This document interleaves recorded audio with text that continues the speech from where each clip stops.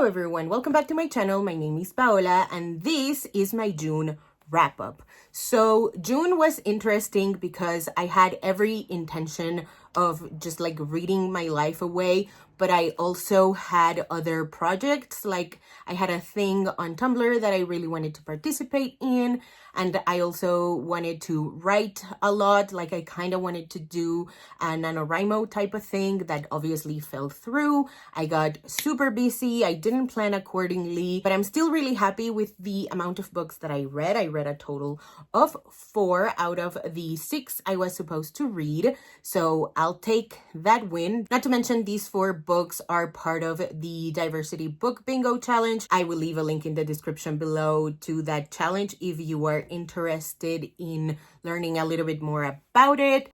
One thing really quickly before we get started, I have a Patreon where if you join, you will get early access to all of my content, as well as an exclusive newsletter. There's 3 tiers, $2, $5, and $10. They all get the same benefits. It's just a matter of how much you want to contribute to the channel.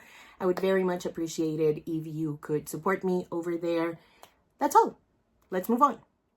That being said, and without any further ado, here are the books that I read in June 2026, starting with Senny by the one and only Rebecca Witherspoon. This is an adult contemporary romance about Senny and Mason. Senny's aunt just passed away, and in the will she left her pretty much everything, but to get it, she has to get married to a guy called Mason. He's Scottish, he's a pipes player, he's an artist pretty much, and he's also a guy that Senny's aunt grew very, very fond of, especially in her later years. She knows his heart is in the right place. He's just a little lonely, but he's capable of so much love, and she thinks the aunt thinks that Mason and Senny would be a good pair. And so there's the forced proximity aspect of that kind of contemporary arranged marriage, which is the square that I'm checking off in the Diversity Book Bingo with this book. Another thing that I really enjoyed about this was the bisexual main character of it all. And that's like a really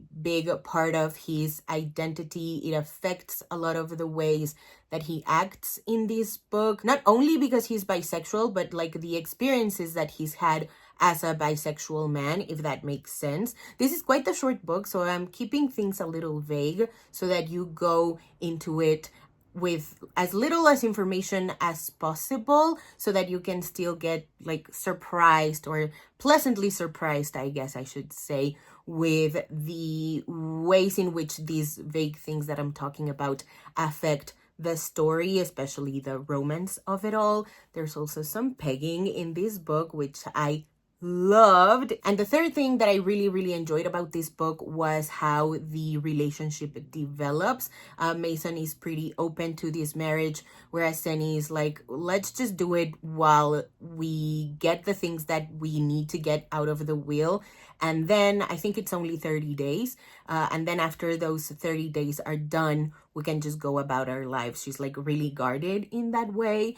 And so I love the way that they slowly start opening up to each other, because while Mason is very open to the idea of getting married and like getting to know her properly, possibly develop a friendship and stuff like that, they're both really guarded individuals who are like scared of making that kind of jump in a relationship, if that makes sense. So it was really fun to see how they slowly but surely start connecting with one another. Summer Official, also by Rebecca Witherspoon. This is the author's second YA novel to come out, and this is sapphic. It's about Sailor and Heaven. Sailor is a high school basketball player whose arm gets broken in the middle of basketball camp because Sailor's head is just not in the game, due to her mom having just released a video talking about Sailor's coming out to her and what that means to her, because the mom is an influencer mom. So that's like the main point of tension on Sailor's side of the story. And so coming back home, having to be with her mom all the time, she's just like not into that idea at all. I think she spends like one whole day at home, and she's like, I can't, get me out of here. And so she convinces Heaven, this like really introverted type of girl, to let her join her summer bingo challenge so that she can, you know, stay away from her mom as long as possible, or as much as possible, during the summer. And in return, Sailor will help Heaven create a social media presence for herself and her tattoo artistry, because that's Heaven's goal in life. She wants to be a tattoo artist. She wants to be trained. And one of the first things that her mentor tells her to do is to create a social media account. Obviously, Sailor is quite savvy in that regard. She's also the outgoing one out of the two. And so it's all about the opposite attractiveness of it all, I guess. That's one of my favorite things to read about. I think especially in YA, it can be really fun to see two people who are very different in their approach to other people, in how they connect to other people, because obviously Heaven has her friends, but she's very like closed off to new people, and especially to Sailor, she's kind of like a ball of energy, and Heaven just doesn't really know what to do with that, I guess. Another thing that I really enjoyed was how the book handled the influencer mom of it all. That's again the main thing for Sailor, her relationship with her mom. And so I really enjoyed seeing that side of things, because, you know, the internet has been around long enough that we now know more about what it's like for kids of influencer families. And the third thing that I really loved about this book was the low conflict of it all. It feels like a really lighthearted story in that regard. I really love that they both have their own points of contention, their own things in their individual stories, and when it comes to dating each other, it's very low conflict in that way. Like, there's no third act breakup, which I also found really refreshing. That's not something that I tend to read a lot of, especially in YA, so that was really unexpected, but it was a very pleasant surprise. Abandon Me for Two by Trinity Wen. This is another YA sapphic story. It takes place in Vietnam, and it's about Lan and Vivi. Lan is like the dependable good daughter, but she also runs a food blog called Abandon Me for Two. But she's been struggling to keep on writing after her dad's passing. And then Vivi is Vietnamese American, and she goes to Vietnam behind her parents' back, due to the fact that her parents never really talk about their time in Vietnam. And so she obviously is curious about it. She wants to know where her family is, where they ended up, what exactly drove her parents away from Vietnam, not just the war, but like the kinds of relationships that they had with their families who stayed in Vietnam, if that makes sense. And so they meet and they agree that Lan will help Vivi find out more about her family and where they ended up, as long as Vivi helps her with her writer's block. Three things that I really loved about this book were the low conflict between the girls, much like in Summer Official. They both have their own interpersonal struggles, their own interpersonal conflict that they have to sort of work through throughout the entire novel, which feels very high stakes.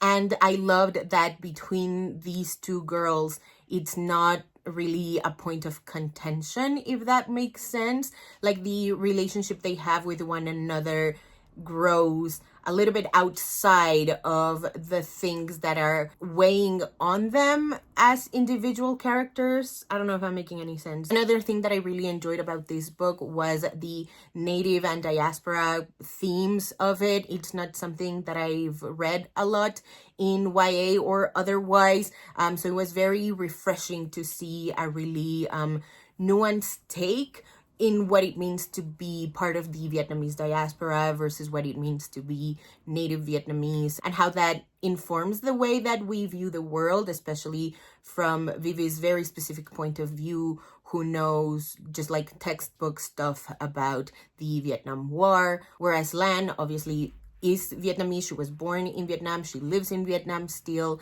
And so she has a whole other perspective that comes in really beautifully in Vivi's own story. And the third thing I really enjoyed about this book was how foodie it was. It literally made me so hungry. I need to look for Vietnamese food restaurants around here because holy God, it sounded delicious. All of it sounded great. And last but certainly not least, I read Icarus by Kay Ancrum. This is YA romantic suspense, and it is a retelling of the myth of Icarus, but it's about an art thief. His name is Icarus, and he's been going to Mr. Black's house to steal his art for a really long time now. I believe he's about to turn 18 in the novel, and he started to do this ever since he was 12. His father trained him really well, and one day he gets caught, and so it all goes on from there.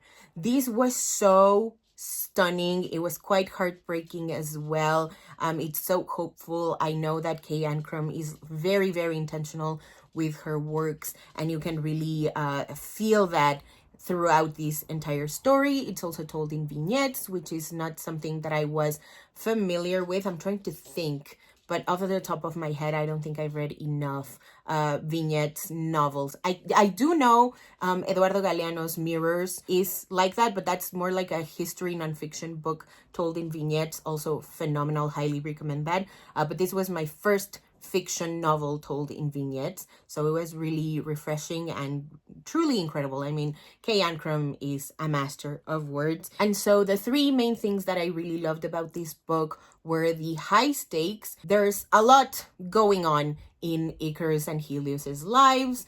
They both have different reasons to unfortunately fear their fathers. There's a lot going on in their own interpersonal stories that deeply affects the way that they connect with one another and the way that they view their future together, if that makes sense. I also really loved the found family of it all. The way Icarus is talked to by his friends, who he doesn't really view as his friends at the beginning of the novel, was so lovely. The way that they are just so ready to go to war for him, where he feels like he's kind of not worthy of that kind of love, broke my heart in a million pieces. And then he put it all back together as the story progressed, especially as Icarus developed as a character.